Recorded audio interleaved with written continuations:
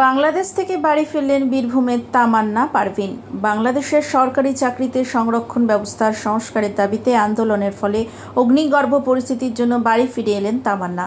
এখনও আটকে মুরারই গ্রামের ডাক্তারি ছাত্রী সুমনা সুলতানা। তিনি বাংলাদেশের কিশোরগঞ্জের প্রেসিডেন্ট আব্দুল হামিদ মেডিকেল কলেজের চতুর্থ বর্ষের পড়ুয়া। বেশ কয়েকদিন ধরেই বাংলাদেশে আন্দোলন চলছে, শতাধিক প্রাণ গিয়েছে, দেশ জুড়ে সেনা নেমেছে, ঘোষিত হয়েছে কারফিউ, তারপরেও অশান্তি থামেনি। যদিও রবিবার বাংলাদেশের সুপ্রিম কোর্ট সংরক্ষণের সংস্কারের পক্ষে রায় দিয়েছে, কিভাবে সেই সংরক্ষণ হবে তার রূপরেখা তৈরি করে দিয়েছেন সেই দেশের সর্বোচ্চ আদালত। রায়ে বলা হয়েছে, সরকারি চাকরির ক্ষেত্রে 7% আসন সংরক্ষিত থাকবে, বাকি 93% আসন নিয়োগ হবে মেধার ভিত্তিতে। পাশাপাশি আন্দোলনকারী ছাত্রছাত্রীদের শিক্ষা প্রতিষ্ঠানে ফিরে যেতে বলেছেন আদালত। পরিস্থিতি বলতে মানে আমার চোখে দেখা পরিস্থিতি আমাদের নেই, কারণ কি আমাদেরকে যেহেতু বেরোতে একদমই মানা করা হয়েছিল।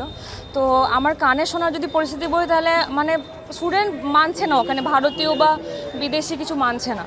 অ্যাটাক করার সময়তে ওরা কিছু শুনছে না, মানে দেখছে না যে ভারতীয় কি বিদেশ, মানে বাংলাদেশি যারা দেখছে না। আর অবশ্য আমাদের ইন্টার্ন ডক্টরও মারা গেছে ওখানে, মানে ফরেনার আর কি, ভারতীয়। তো এইটার জন্য আমাদেরকে যত তাড়াতাড়ি সম্ভব বাংলাদেশ মানে ছেড়ে চলে যাওয়ার জন্য বললো, যার জন্য আমরা আজকে এখানে আছি আর কি। আমরা ফিরলাম আগরতলা বর্ডার পার করে, আমাদেরকে ওখান থেকে কলেজ থেকে পুলিশ মোতায়েন করে পার করিয়ে, আর ত্রিপুরা গভর্নমেন্ট আমাদেরকে ব্যবস্থা করে দিয়েছিল থাকার জন্য আগরতলাতে। আর তারপরে আমরা গতকালকে সকালবেলায় আমরা এই ট্রেন ধরেছি, কাঞ্চনজঙ্ঘা এক্সপ্রেস আর কি। অবশ্যই ফিরে যেতে হবে। এত টাকার ইনভেস্টমেন্ট, আমাদের তো শুধু পড়াশোনা নয়, আমাদের বাবা মা রক্ত ঘাম করে ওখানে টাকার ফিজ দিয়েছে। এবার যদি আমরা না যাই, আমরা এই ফিজ কোনোদিনও ফেরত পাবো না। তো যদি সিচুয়েশন ঠিক হোক আর না হোক, আমাদেরকে ফেরত যেতেই হবে। কলেজ খুললে আমাদেরকে যেতেই হবে পড়াশোনার জন্য।